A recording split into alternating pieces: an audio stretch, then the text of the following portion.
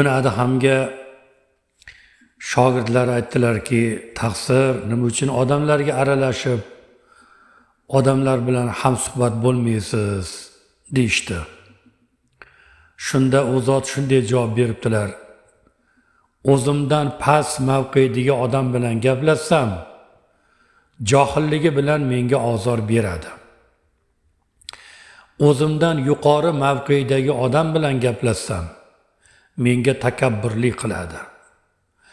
O'zim bilan teng mavqedagi odam bilan gaplashsam, menga hasad va ichqoralik qiladi. Shuning uchun suhbatda malollik bo'lmagan, bog'lanishda uzilish bo'lmagan zot Alloh bilan mashg'ul bo'laman. Ya'ni u zotni zikr qilib, u zot bilan bog'lanib yuraman deb javob berdilar.